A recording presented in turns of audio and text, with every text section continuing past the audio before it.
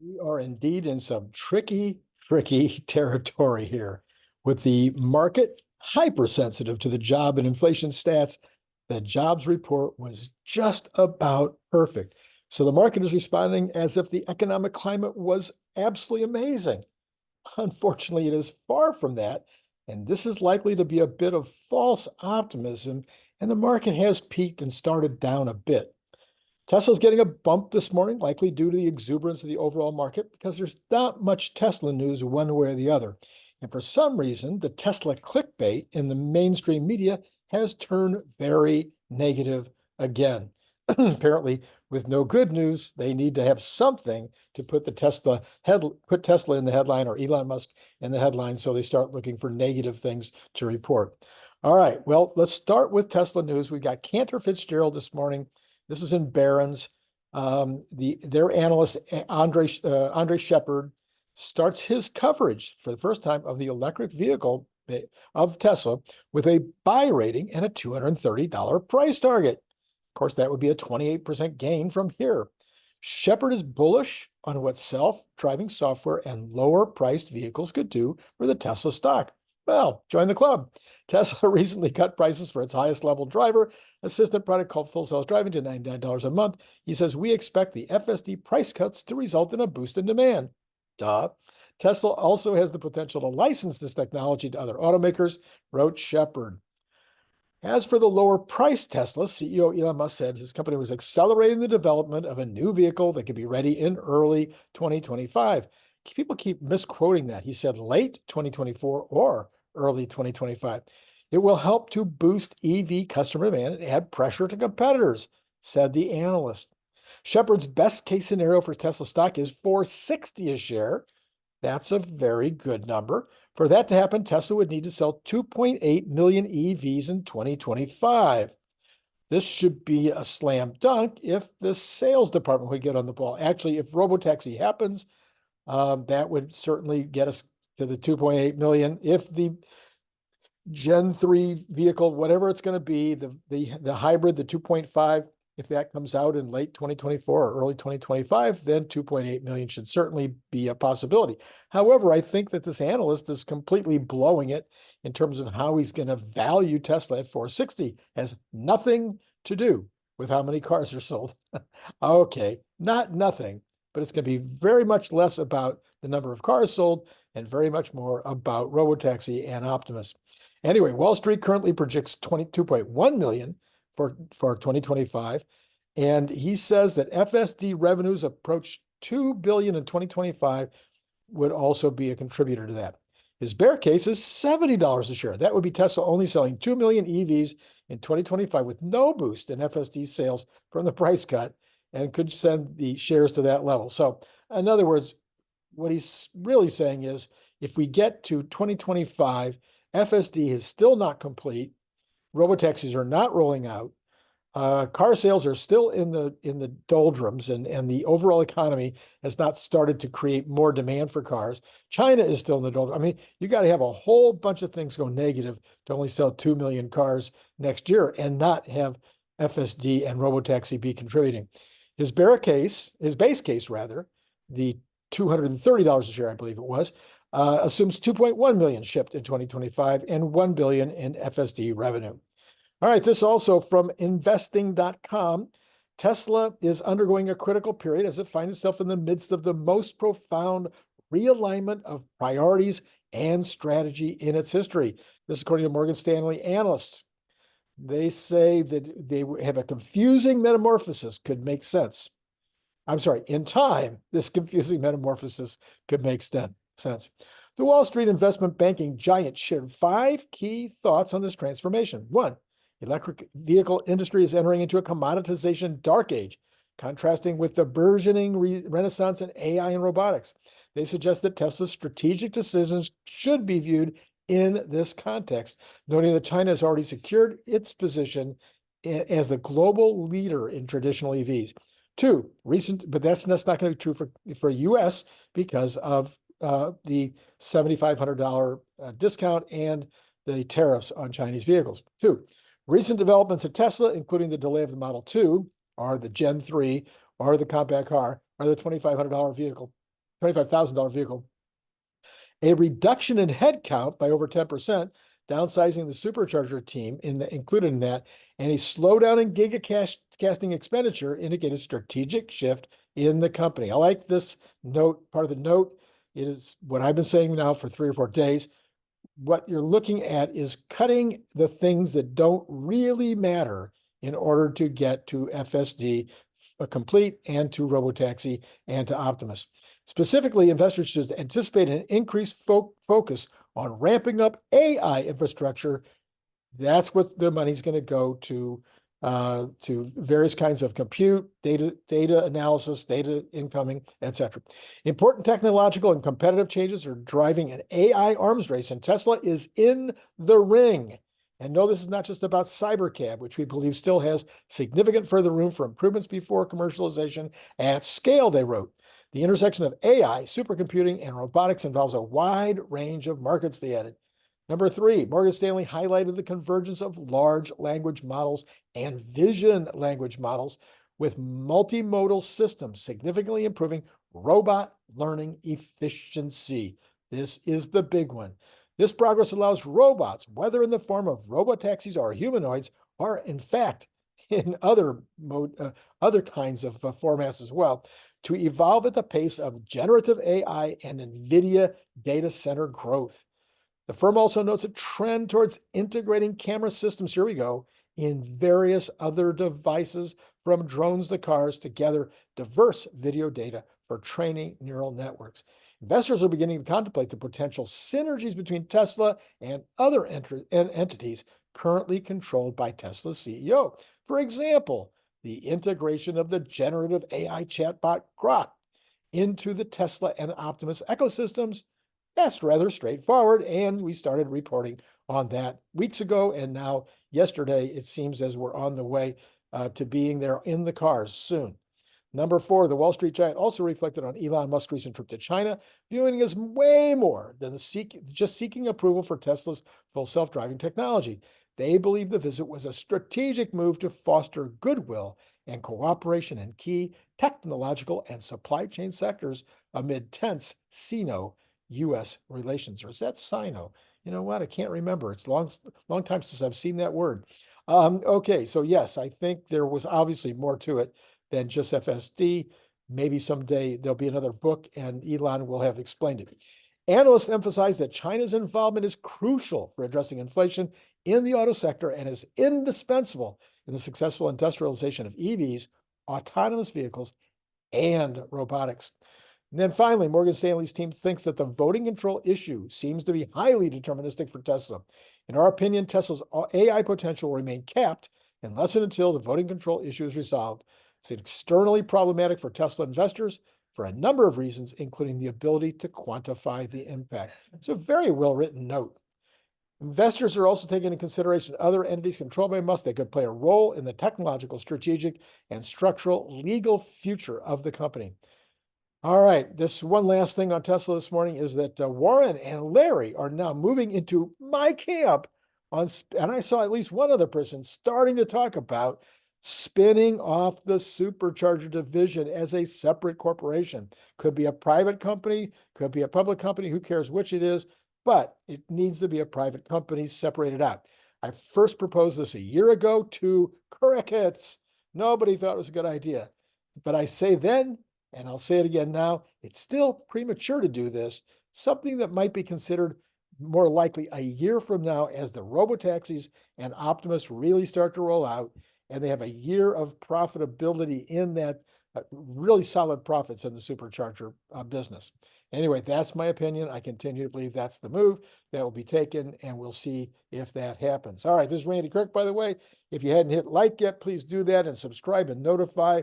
Won't have any interview midday today, driving from Montreal to where? Oh yeah, to Acadia National Park in Maine. And should have a Friday night show later today. We'll talk about all the good news for Tesla in that Friday night show. Please also go down to Patreon. Down in the description below, you'll see the Patreon information. Go ahead and hit that link and take you over there and join on up. That'd be a big help. All right, here we go. The big news for today. Total non-farm payroll employment increased by 175,000 in April, and that was well under the expectations of the market, but exactly what the Fed would like to see, a little slowdown in the employment growth. And the unemployment changed a little, although it did go up from 3.8 to 3.9%, according to the Bureau of Labor Statistics. The job gains occurred in healthcare, social assistance, transportation, and warehousing. So the transportation sector, as you know, has been in a real recession for a year and a half. We've been talking about that a lot. I need to look up those numbers for April. I did forget to see exactly where transport is right now. And then these other ones, so healthcare and social assistance, this is the growth. This area of the economy will continue to grow no matter what, because people like me are going to be using way more healthcare.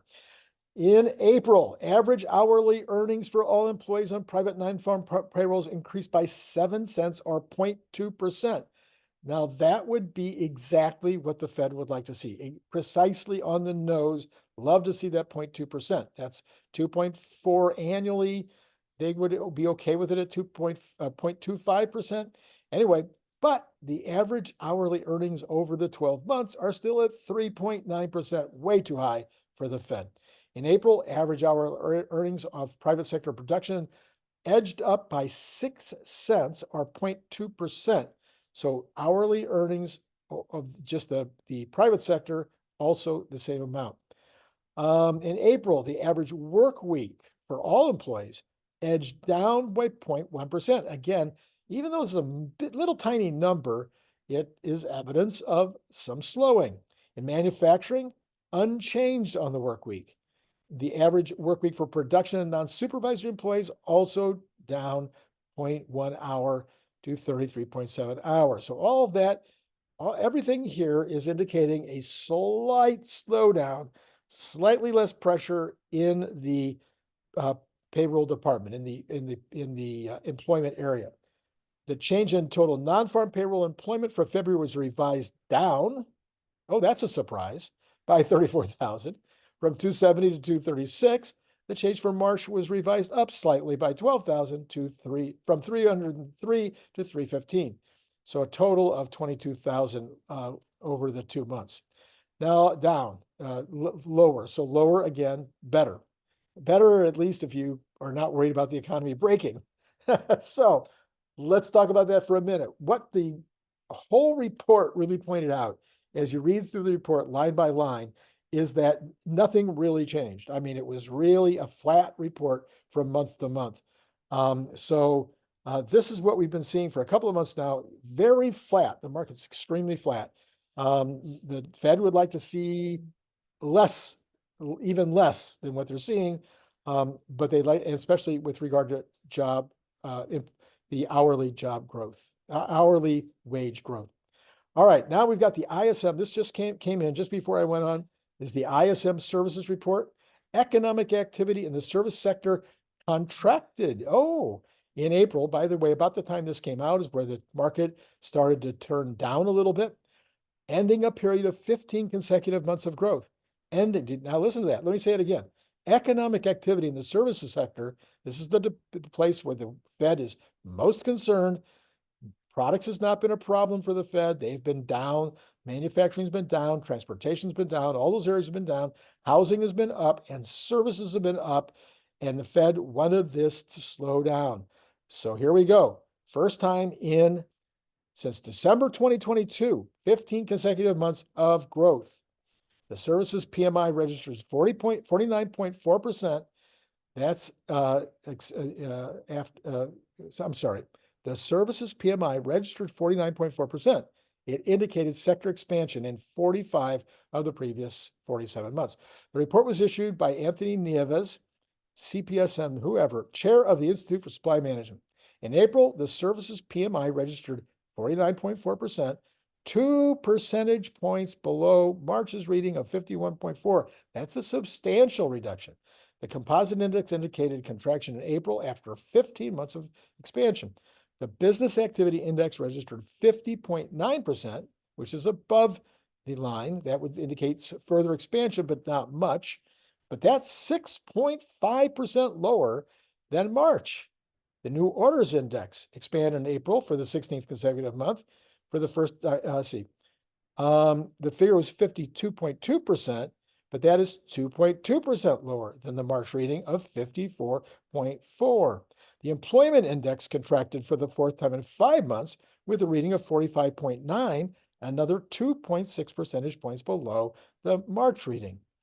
The supplier deliveries index registered 48.5%, 3.1% higher than the 45.4% recorded in March. That index contracted for the third straight month, indicating supplier delivery performance was faster after 1 month in expansion or slower territory in January. The prices index, okay, here we go. The prices index registered a 59.2% in April, which is a 5.8% point increase from March's reading of 53.4. This is not what the Fed wants to see. So this is looking again more like stagflation, where services are coming down in terms of total revenues and everything else, but prices are going up. The inventories index grew in April. So typically when you have a contraction, then your inventories are going to go up, registering 53.7, an increase of 8.1 percentage points. The inventory sentiment index up 7.2 percentage points. The backlog of orders index grew, registering at 51.1%, a 6.3 point increase compared to March 1. Now that would be actually good news. If you've got the future orders, your order book is growing, even at a time when your sales are shrinking. That would suggest maybe this could not be as bad going forward, but at least it is soft. It's definitely soft. 12 industries reported growth in April, 15 consecutive months of growth, a single month of contraction, and a prior 30-month period of expansion, indicating substantial growth for the sector. But the reading of under 50% in April reflects a month-over-month contraction. This is the conclusion. The decline in the composite index in April is a result of lower business activity. Yes. Slower new orders growth. Yes. Faster supplier deliveries and the continued contraction in unemployment. Survey respondents indicated that overall business is generally slowing, with rates varying by company and industry. Employment challenges continue to be primarily due to difficulties in backfilling positions and/or controlling labor expenses. The majority of respondents indicate that inflation and geopolitical issues remain concerns. Okay, let's see what is happening with the markets now after all of that, because that is not what the markets want to see. So the markets are continuing down. Again, the Dow is up 368. That's a very big up, but it was up, I think, 500 or 600 earlier, if I recall correctly. The NASDAQ is up 275, which everybody would be thrilled about, but that is also well off of its high for the day. S&P up 47, but again, very much off of its high. Tesla as well is up $1, but it had been up much more than that earlier. I think maybe as high as 3 or 3.5 for the day. Apple up 10, of course, after their big beat yesterday. They're doing very well today, but has sold off substantially, sitting at 183.87. The rest of the Mag 7, except for Google, is negative, but the rest are positive, with NVIDIA up 21. The Cathie Woods are slightly mixed, but mostly higher. Yeah, all right, let's go back and look at the percentages. For those of you who prefer the percentages, Dow Jones up 0.9, the NASDAQ 1.63 higher, the S&P 0.86 up, and Tesla 0.42 higher. All right, what's happening with the bonds? Last time I checked, they were being, the bond rates were dropping. The 10-year yield is now down 3.5 basis points. I think it had been down more. Let's take a look at the rest of them. You have got the 2-year down 5.5 basis points, and the 2-month actually slightly higher, half a basis point higher in trading so far. The 10-year is at 4.536, so now trading under 4.6. That's certainly the right direction if we want to see the economy improve. But this is suggesting, of course, that the bond market believes that maybe the economy is finally softening. Let's go on to oil. Oil continues down. We're now at $78, $78.50 on the Texas Intermediate, down 41 this morning. Brent down 31 at 83.36, almost $5 difference there. So we're still seeing that inflated difference between Texas Intermediate and Brent. Natural gas up 0.64%, back over $2 this morning, $2.05. We've got gold prices falling after that data. Again, if the economy is not doing well and if the yields are going down, then the dollar is typically, I'm sorry, the gold is, the dollar is going to typically follow that. Did I say gold? Gold down 12.40 at 22.97. Copper up again, 4.53. Turns out there are some actual copper products right now in short supply, according to some commodities information I read this morning. Okay, we have got crypto up 2,500 points this morning at 61,680, finally getting back into the 60s. Again, I don't pretend to know what's going to happen with crypto, with Bitcoin. I just want to report to you what I'm seeing. Okay, let's go back just one more time and take a look at Tesla. Tesla now down more, down 40, still up 47 cents, but down from its highs of the day. And the Dow is still continuing down, S&P continuing down. So I think that there's a little more nervousness about the state of the economy now that the ISM services report came out showing that softness. The market doesn't know what to do. The Fed doesn't know what to do. This is, obviously getting into a stagflation situation is the worst possible thing you can have for the economy. But, the job numbers are still pretty good, which would suggest that the average citizen out there is in pretty good shape in terms of having a job and expecting to keep it. But what is going to happen if inflation continues to be greater than their increases in income? That's what, especially the young people, according to headlines I've read recently on surveys, the young people, let's say the under 35s, are very anxious about their wages not keeping up with with the prices. Okay. Yesterday we did have Cern Basher on. If you missed that, it was amazing. Go back and check that out. The card is right here. Again, I'll be traveling all afternoon, but should be able. Oh, by the way, tomorrow morning we will have Larry on. Larry and I have been able to manage it. We're going to have that on tomorrow. We are going to start videoing at 7:30 Eastern. So I'm going to guess that you'll be able to catch that at about 8:45 Eastern tomorrow morning, where we will tear into whatever Cathie Woods has said. We'll try to make sense of it for ourselves. And while we try to examine it in our own heads, hopefully that'll help you to examine it in yours. And maybe altogether we can get some kind of reading and figure out what might happen next. All right, that's all I got for you right now. See you later in Maine. It's been great talking to you.